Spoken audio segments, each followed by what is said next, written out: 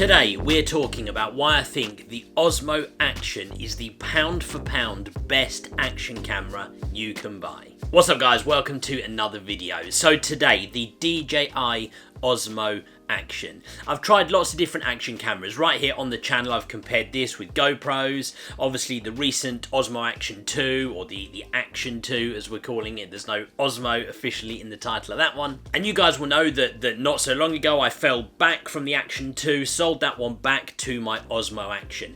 And the more I look at the new action cameras, the more I think that actually, for the price, pound for pound, the Osmo Action is the best action camera you can buy. And today, I'm going to break down 6 reasons why I think that is the case. So look, no messing around, let's get straight into this. Number one is, I guess, the main thing that we want an action camera for, and that's the different shooting modes, okay? You can shoot pretty much everything you need with the Osmo Action. You can shoot 4K up to 60 frames per second. You can shoot 1080p at 120 frames per second, and even 240 frames per second. So you guys who want your super slow-mo, nice smooth, like action footage, you can do it with the Osmo Action.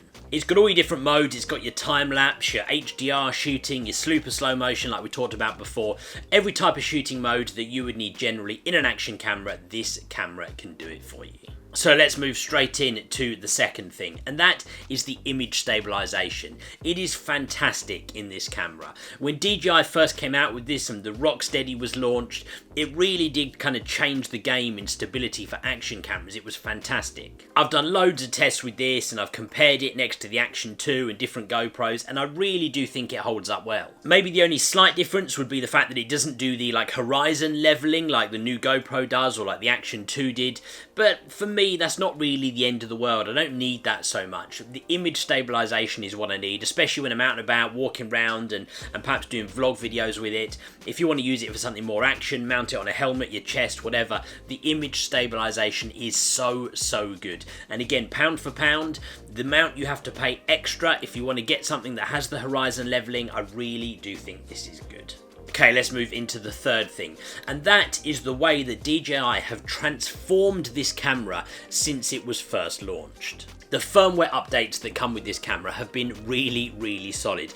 They've made massive improvements. They've made the camera itself much more usable. You used to have issues with being able to switch from the front screen to the back screen, like whilst you were recording. They fixed that in the firmware updates. There used to be some issues with lag, especially on the front screen. They fixed that with the firmware updates. And so pretty much I'd say 90% of the negative things that people were able to say about this camera when it first came out, DJI took that on board and fixed it with the firmware updates, and that's so refreshing to see. You get lots of companies which have kind of smaller issues with their cameras, and you can't help but think, well, surely that could be rectified with a firmware update. Well, you know what? DJI did it. They took that on board, they changed it, and it is so much better than it was when it first launched. Okay, let's move straight into the fourth reason, and that is the durability of this camera.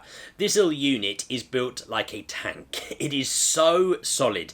I've dropped this loads. I've had it come out of a mount that was my fault. I hadn't connected it to the mount properly, and it bounced and fell across the floor, and there's nothing wrong with it at all. No damages. I mean, I've had this camera 3 years, and actually there's hardly even any little kind of scratches and stuff on it, so it really is solid. It is completely completely waterproof. Obviously, one of my biggest issues with the Action 2 is that it was only waterproof if you didn't have the different modules attached to it. The Osmo Action is entirely waterproof. You also have the removable front lens screen. Again, I really like this because if you do have an issue where you scratch the front of your lens, it's only going to be this cover, and you can get a new one of these and attach that on the front. It also makes it really easy if you want to attach ND filters and stuff like that, which I do quite often. And a big issue that I have with the GoPro is that you can't change that front cover there. So if you damage the front of your lens, you're in trouble.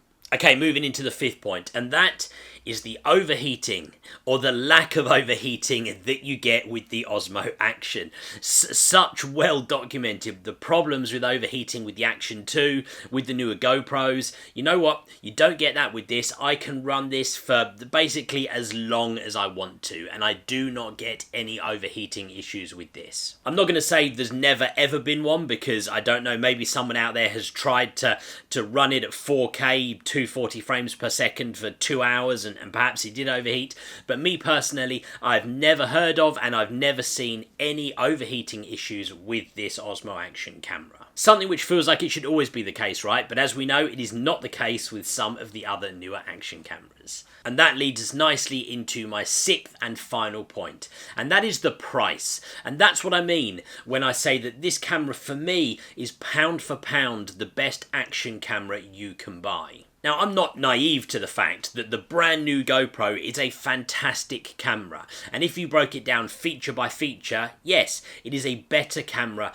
than the Osmo Action, but there's a big price difference if you want to get that. Now, as of right now, 5 minutes ago before I started filming this video, I've used Amazon as my main kind of price comparison, and right now on Amazon you can get the GoPro Hero 10 for £429, £429, whereas you can get the Osmo Action for £349, so we're talking nearly £80 difference. Now that's interesting actually, because Osmo Action and DJI seem to have got wise to the fact that their camera is comparing a lot better than perhaps they previously thought it did, because you used to be able to get this camera for about $299, and in fact if you do a bit of shopping around you can still get it for £300, £299.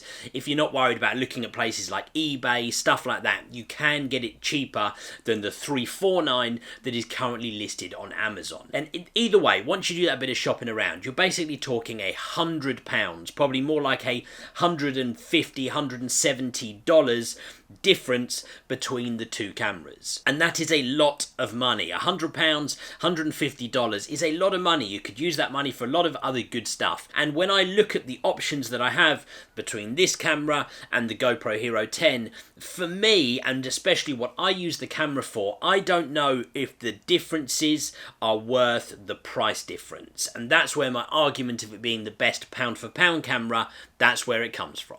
If you guys agree with me, if you think I'm crazy, maybe there is a different type of action camera that I've not talked about at all, let me know in the comments below. I'm always really interested to hear your thoughts. The last thing that I will leave this video with saying is probably for me the only exception, and something which when I look at my next action camera investment I'm probably going to be looking at, and that is a 360 camera. For me, 360 now is probably the future of action cameras, something which is so cool, and some of the Insta360 models especially are really good cameras. Of course, the 360 is something that the Osmo Action cannot do, but again, there's a substantial price point for that. Hope you guys found this useful. If you did, do me a favour, hit the like button on the video because it helps me out loads and loads on my channel. Make sure you subscribe if you haven't already. Guys, thank you very much for watching. I will see you on the next video.